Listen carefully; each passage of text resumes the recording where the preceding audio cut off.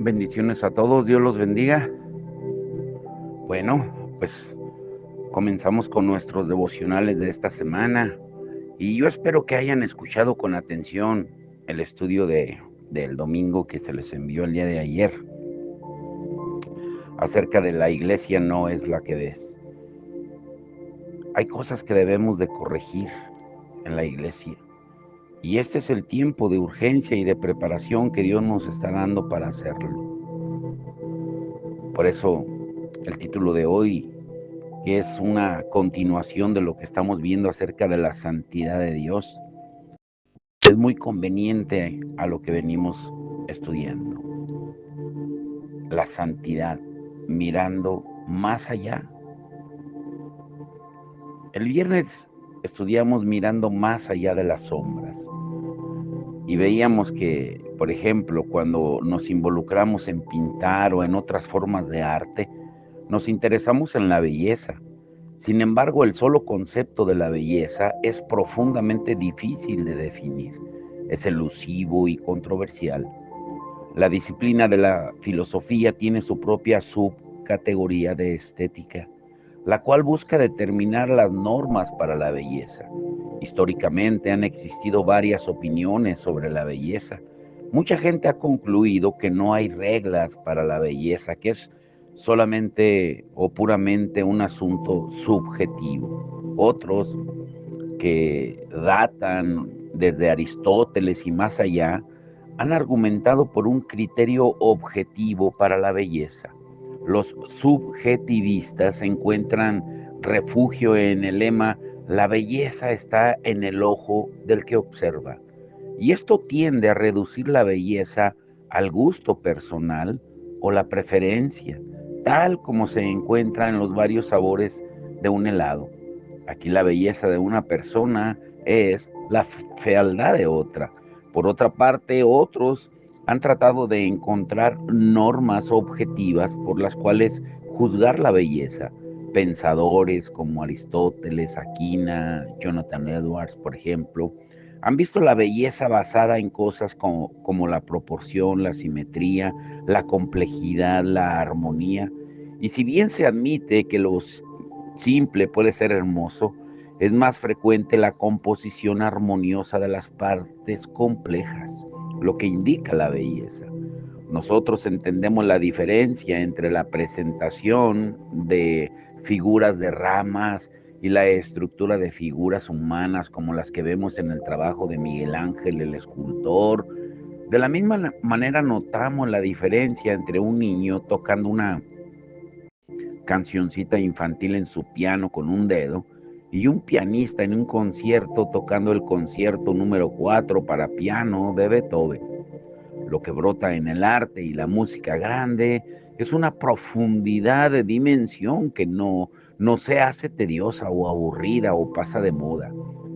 Notemos, por ejemplo, en la diferencia entre Jesús, el gozo del deseo del hombre de Bach, y alguna canción popular o tema de película que está de moda. Algunas canciones populares duran algunos años, pero la mayoría duran poco. Si por ejemplo tú te sientas y escuchas una canción popular por 6 horas seguidas, lo más probable es que te vas a aburrir. Pero si tú escuchas atenta y continuamente una de las obras maestras de Bach, esta se hará más y más fascinante a medida que tú descubres sus más intrincadas sutilezas. A veces la gente piensa que, que soy extraño cuando menciono la belleza de los juegos profesionales de fútbol o fútbol americano. ¿Cómo se puede decir que algo tan primitivo y violento sea hermoso? Lo que yo disfruto es mirar a los atletas tan excelentemente acondicionados, quienes habiendo alcanzado lo más elevado de su deporte, ejecutan unidos cada movimiento. 11 hombres de un lado de la pelota y cada uno con una función específica, para lograr en una sola movida hacer avanzar la bola unos cuantos pies, mientras los otros 11 en el otro lado de la bola trabajando unidos para evitar ese avance. La ejecución de una jugada involucra una clase de orquestación que requiere armonía más que disonancia. Cuando esa armonía se pierde el control de la pelota. En todo esto, sea arte o deporte, se revela una clase de belleza que tiene profundas implicaciones teológicas. El Antiguo Testamento se refiere frecuentemente a la belleza de la santidad de Dios. Aún las vestiduras que Dios diseñó para Aarón y los sacerdotes, dice Éxodo 28:2, fueron para honra y hermosura. Estas referencias indican una significativa relación entre la santidad y la hermosura. Nosotros acostumbramos a pensar en términos de una relación inherente entre la bondad y la santidad o la verdad y la santidad.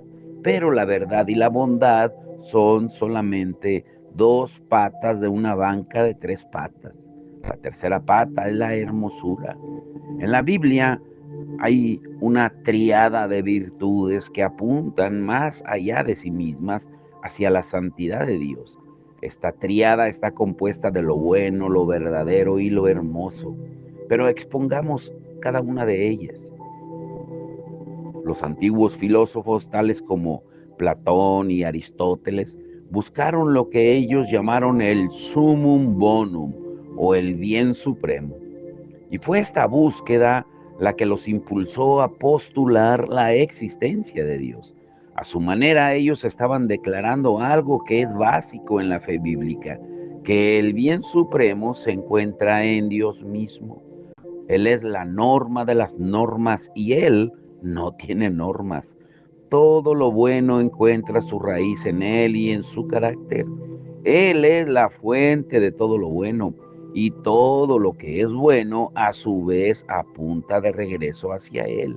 Es solo cuando Dios es desechado del pensamiento humano que una ética de relativismo es abrazada. Pero el relativismo no es tanto una ética como una antiética, la cual es la base de la impiedad. Y fue Dostoyevsky quien declaró: si no hay Dios, entonces todas las cosas son permisibles. Él entendió que sin el bien supremo no puede haber bien en absoluto. Todas las cosas buenas se miden conforme a la medida máxima de la bondad de Dios. Y así como toda bondad encuentra su definición en la base de la bondad de Dios, así toda verdad es juzgada de acuerdo a la medida de la verdad de Dios. Él es el supremo autor de la verdad. Todo lo que es verdad no solo fluye de Él, sino que también refleja su carácter. Los antiguos teólogos entendieron que toda verdad es la verdad de Dios y que toda verdad se encuentra en la cima. Una frase que indica que ninguna verdad es independiente de Dios ni contradice lo que Él declara como la verdad. Los filósofos han ofrecido varias teorías de la verdad y una de las más persistentes es la así llamada teoría correspondiente de la verdad.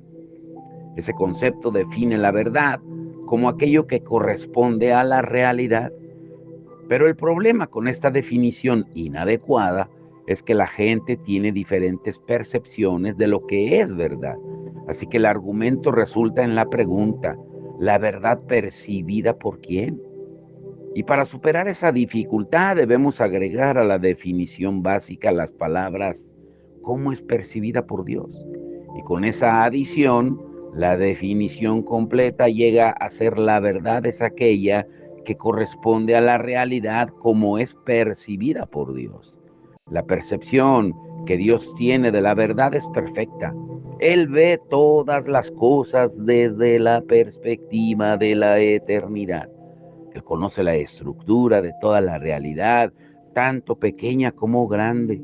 Lo que Él revela en la Biblia siempre es consistente con su autorrevelación en la naturaleza. Lo que nosotros aprendemos del estudio de la naturaleza debe cuadrar con lo que aprendemos del estudio de la gracia. Ambas esferas pertenecen a Dios. Dios no es autor de confusión Él es incapaz de hablar mentiras o contradicciones. Esto es lo que significa la idea de que toda verdad se encuentra en la cima. No es que Dios de alguna manera o de alguna manera pueda reconciliar verdaderas contradicciones, sino que ninguna contradicción verdadera infecta la claridad de su verdad. La verdad de Dios es una verdad santa, es decir, su verdad expresa su propio carácter. Y puesto que Él es la fuente de toda verdad apunta de regreso a Él. Puesto que toda verdad apunta a Él, pues toda verdad es sagrada. Lo sagrado de la verdad es lo que hace a la mentira tan diabólica, puesto que distorsiona nuestra percepción del carácter de Dios. Y tal como la verdad y la bondad están arraigadas en el carácter de Dios, así sucede con la belleza. Dios mismo es la base de toda unidad y diversidad, de la simplicidad y la complejidad. Su mismo ser es internamente consistente, armonioso y proporcionado. En él no hay distorsiones, desorden o fealdad. Su voz no admite ruidos o cacofonía. Las obras de sus manos son cosmos, no caos. El caos está marcado por el desorden y la confusión. Es una irracionalidad manifiesta. La belleza de Dios es sana y racional, puesto que su ser es de perfecta sanidad y orden. Tanto como lo hermoso da testimonio de estas cualidades, pues ellas dan testimonio de él. Hubo un personaje, Edgar Allan Poe, que entendió que en la belleza uno encuentra la dimensión de lo sublime, una dimensión que no es irracional, pero que puede trascender lo racional. Es decir, que la belleza, aunque involucra la mente, se va más allá de los límites del mero conocimiento. Cuando nosotros somos conmovidos por las grandes obras de arte, somos cogidos por una sensación afectiva que conmueve el alma así como la mente. Cultivar una apreciación por la belleza es encaminar nuestro rumbo para ir tras el sublime autor de todo lo que es hermoso. Los teólogos medievales usaban la frase en latín ens perfectissimus para referirse a Dios, la cual puede ser traducida como el ser más perfecto. Esta frase, sin embargo, es un poco confusa, pues decir que algo o alguien es el ser más perfecto es una redundancia. La perfección real no admite grados, algo que es verdaderamente perfecto en todo sentido, y no puede llegar a ser más ni menos perfecto. Nosotros hablamos así porque estamos acostumbrados a lidiar con cosas que son imperfectas. Las cosas imperfectas se pueden mejorar, pero lo perfecto no. Debe ser suficiente decir que Dios es simplemente perfecto. ¿Por qué entonces los teólogos usaban el grado superlativo para hablar de la perfección de Dios? Pues la respuesta se encuentra en el deseo que ellos tenían de enfatizar la realidad de la perfección de Dios tan claramente que pudieran eliminar cualquier posibilidad de sugerir la más mínima falta de perfección en el carácter de Dios. Era el legítimo uso de la hipérbole hablar de lo más perfecto. La perfección de Dios se aplica a todos sus atributos. Su poder es perfecto. No tiene debilidades o posibilidades de debilidad. Su conocimiento no solo es omnisciente, sino que refleja una omnisciencia perfecta. No hay nada que Dios no conozca o que Él pueda aprender. Algunos teólogos modernos han tratado de declarar que Dios es omnisciente, pero que su omnisciencia es limitada. Ellos aseguran que Dios conoce todo lo que Él pueda posiblemente conocer, pero que Él no conoce ciertas cosas, especialmente las decisiones futuras de alguien que tiene libertad o libre albedrío. Pero una omnisciencia limitada simplemente no es omnisciencia y no es perfecta. Esa visión de una omnisciencia limitada le roba a Dios su santa omnisciencia, la cual es perfecta. El amor de Dios, su ira, su misericordia, todo lo que Él es perfecto. Y no solo eso, sino que Él es eterna e inmutablemente así. Jamás se encuentra un tiempo en que Dios haya sido menos que perfecto, y no hay posibilidad de que en el futuro Él pueda deslizarse en alguna clase de imperfección. Lo que ha estado con Dios estará así para siempre. Su perfección es inmutable, no puede cambiar. Por eso a mí me gusta mucho la escritura de Hebreos 13:8. Jesús es el mismo de ayer, hoy y por los siglos. Las sombras en una cueva son dadas al cambio. Ellas danzan, fluctúan, cambiando constantemente en forma y brillantez. Para contemplar lo verdaderamente santo e ir más allá de la superficie de las cosas creadas, nosotros necesitamos salirnos de la caverna que nos hemos creado y caminar en la gloriosa luz de la santidad. Ahora, yo quiero invitarte a que reflexiones sobre lo que has aprendido y redescubierto sobre la santidad de Dios, y responde a estas preguntas. Número 1. Describe una experiencia reciente en la cual Dios te haya revelado a ti mismo a través de la naturaleza.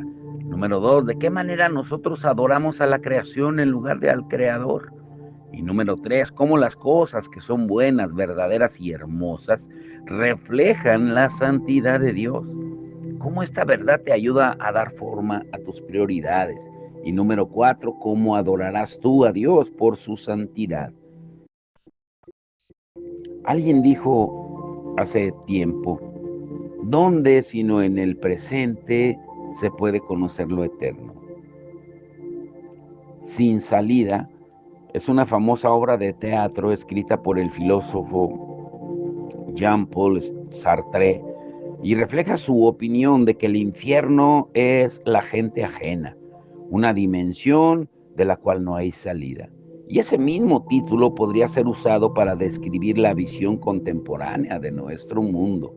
Nosotros somos una generación de gente que se siente atrapada en el aquí y ahora. Sentimos que no tenemos acceso a lo celestial y trascendente, como si hubiese un infranqueable abismo que nos separa de lo santo.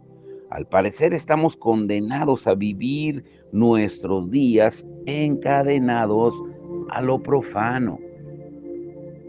Mientras escribía estas palabras, un avión eh, hacía ruido en el espacio.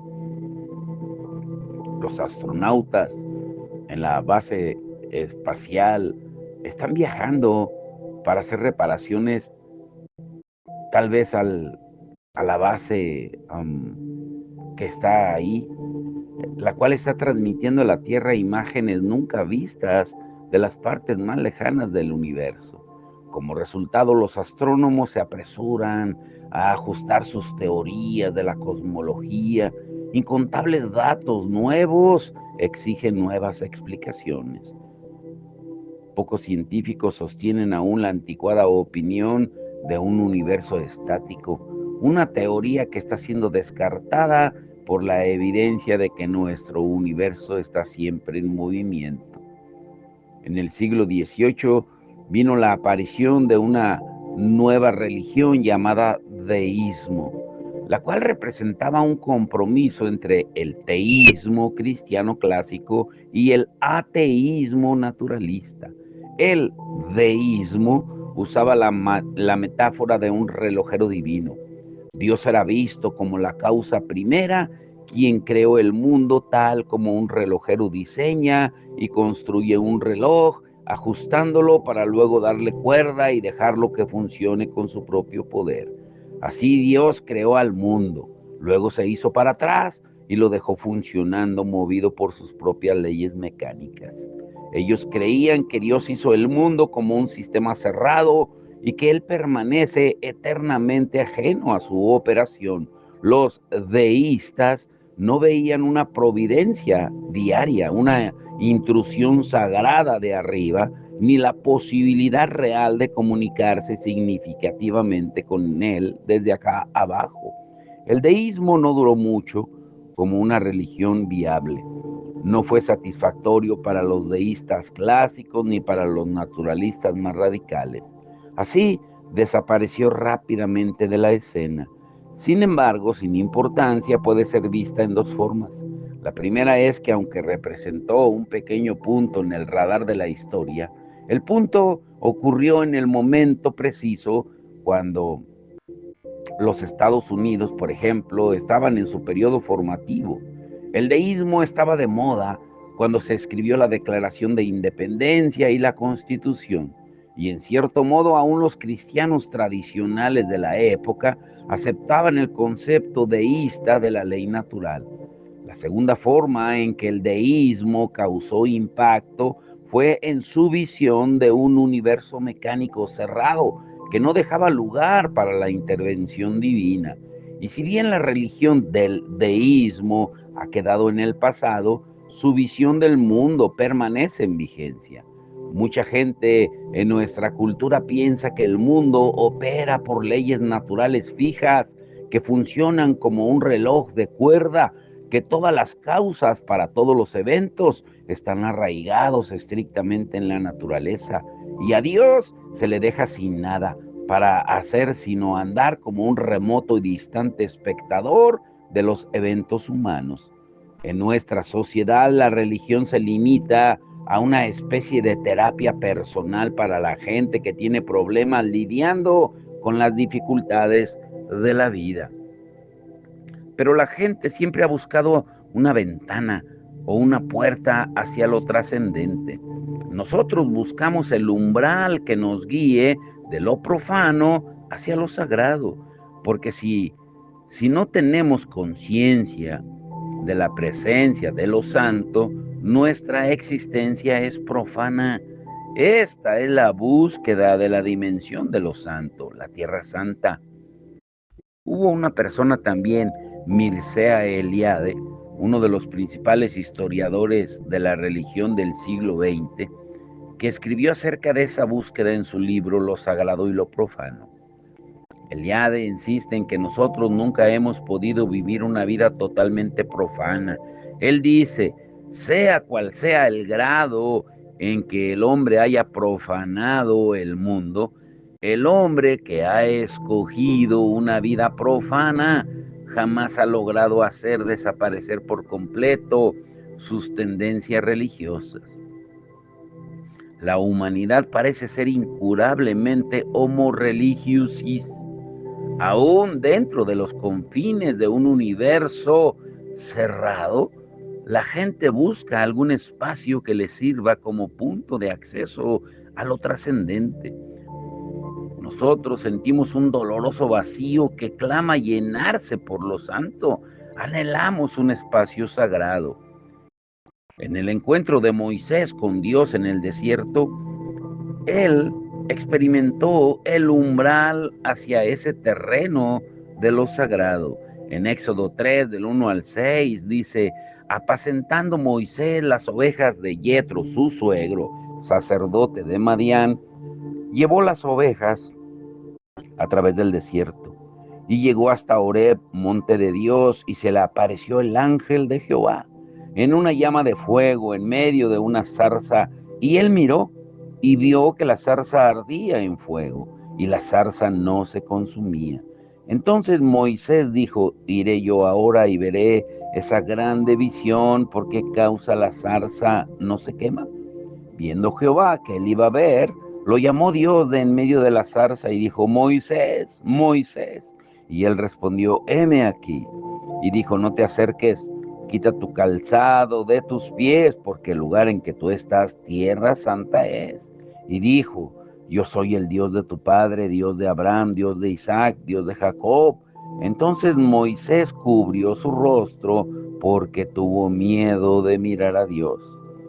Cuando esto sucedió, Dios mandó a Moisés que se guardara distante de su presencia inmediata, prohibiéndole acercarse demasiado. Dios le mandó quitarse sus sandalias. Nosotros hemos visto en nuestro estudio sobre la visión de Isaías, en el capítulo 6, que hay una conexión entre los serafines cubriéndose los pies en la presencia de Dios y Moisés descalzándose en este evento. Y en ambos casos los pies apuntan a la condición de ser criaturas. En cualquier caso, a Moisés se le mandó quitarse sus sandalias porque él estaba parado en un terreno santo. En cierto momento, al caminar hacia la zarza ardiente, cruzó la línea que divide lo santo de lo profano. Siendo una criatura caída en este mundo, Moisés era profano. Sin embargo, aquí él se estaba atreviendo a caminar sobre terreno sagrado. El espacio santo que Moisés ocupó fue hecho santo por la presencia de Dios. La composición de la tierra en ese pedazo de terreno no era diferente del resto en el desierto. El carácter sagrado de ese espacio no era intrínseco, sino extrínseco. Es decir, fue hecho sagrado por una presencia sobreimpuesta. El evento que tuvo lugar aquí le agregó una dimensión extraordinaria a lo ordinario. Este espacio común dejó de ser común en virtud de la aparición de Dios en este espacio. Lo que Moisés experimentó en la zarza ardiente no fue solo una teofanía, sino una hierofanía. La palabra teofanía se refiere a una manifestación visible de Dios. Hierofanía se refiere a una manifestación visible de lo santo. O sea, todo espacio sagrado implica una hierofanía, una irrupción de lo sagrado que hace que un territorio sea separado de su ambiente físico para adquirir cualidades distintas. Y vemos un segundo ejemplo bíblico del espacio sagrado en el relato de la experiencia de otro hombre de la Biblia, Jacob, en Betel. Él también dice en Génesis 28, 12 al 19, cuando Jacob soñó una escalera que tocaba el cielo con ángeles que subían y bajaban, y escuchó al Señor diciendo desde arriba: yo soy el Dios de Abraham. Y se despertó atemorizado y exclamó: cuán terrible es este lugar, no es otra cosa que casa de Dios y puerta del cielo. Ahí él tomó la piedra que le había servido de almohada y la puso como un monumento y la ungió con aceite, llamando a ese lugar Betel, que significa casa de Dios. Ahora, escucha bien esto, te voy a dejar con esto. El simbolismo implícito en la expresión puerta del cielo es muy rico y complejo, pues el lugar donde ocurre una teofanía es consagrado, convirtiéndose en una puerta hacia arriba, es decir, se pone en comunicación con el cielo y se convierte en el punto paradójico de transición de un modo de existencia a otro. Y hay varias imágenes significativas en el drama en este evento. Y te voy a dejar con eso. Mañana lo estudiaremos con más detalle. La primera es una escalera por donde los ángeles suben y bajan, conectando el cielo y la tierra, lo sagrado y lo profano. La escalera muestra una salida de este universo aparentemente cerrado. La segunda imagen es ese espacio santo que adquiere el nombre de Betel precisamente porque es considerado no solo la casa de Dios, sino también, quizá más importante aún, una puerta. No es casa con un portal, ella es el portal, una puerta que provee acceso al cielo. Y la tercera imagen significativa es la de la piedra. ¿Pero qué significan estas tres imágenes? ¿Qué significan estas imágenes significativas en el drama, en este evento? Mañana lo veremos, porque mañana el título será Lugares Santos y Ocasiones Santas. Pero vamos a orar y que el Señor nos dé discernimiento, porque vamos a seguir estudiando acerca de la santidad de Dios. Hay tanto que estudiar y tanta ignorancia acerca de este tema tan importante. Por eso la santidad es mirar más allá de las sombras. Padre, en el nombre de Jesús te damos todo el honor y la gloria. Ábrenos el entendimiento durante esta semana para entender tu palabra y para entender que tú eres santo y demandas que seamos santos como tú eres santos. Y no es en una perfección absoluta que solo tú la tienes, sino que vivamos apartados del mal, que vivamos temerosos de tu presencia, porque como decía el salmista, ¿a dónde huiré de tu espíritu si tú estás en todas partes, Señor? Que podamos entender lo que no podemos huir de tu presencia, que a cualquier lugar que vayamos, tu presencia va con nosotros. Y también cuando hablamos, nos portamos mal, actuamos mal, tú estás ahí con nosotros, pero estás contristado, apagado, porque no te dejamos que tú obres tu perfecta voluntad en cada uno de nosotros. Pero hoy estamos conociendo, estudiando tu santidad, así como Isaías, así como Moisés, así como tantos personajes como el mismo Jacob tuvieron ese encuentro con la santidad tuya y que no volvieron a ser los mismos. Que también nosotros podamos tener ese encuentro con tu santidad y podamos exclamar como aquellos hombres y mujeres, ¡ay de mí! Porque soy hombre muerto, porque mis ojos han contemplado la santidad de Dios. Que nuestra carne muera a los deseos y pasiones. Te lo rogamos en el nombre de Jesús. Amén y amén.